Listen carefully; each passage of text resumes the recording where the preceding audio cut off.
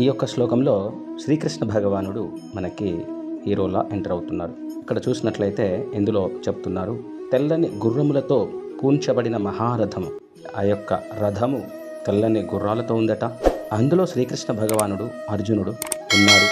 ఇద్దరూ కూడా వారి యొక్క శంఖములను పూరించారు. అయితే ఇక్కడ ప్రత్యేకంగా దివ్యమైన శంఖములను పూరించారు అని చెప్తున్నారు. ఇవి అందరిలాంటి శంఖాలు కావు.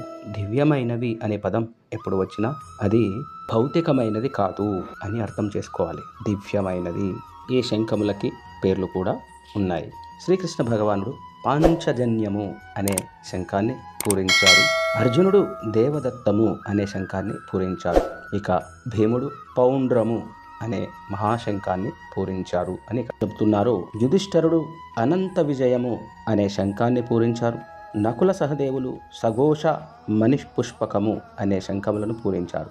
అలాగే ఇతర రాజులు కాశీరాజు, శిఖండి, దృష్టద్యుమ్నుడు, విరాటుడు, సాత్యకి, ద్రుపదుడు, సుభద్ర పుత్రుడు మొదలగు వీరులంతా కూడా వారి వారి శంఖములను పూరించారు. శంఖముల యొక్క ధ్వని చాలా మిక్కిలి భీకరముగా ఉంది.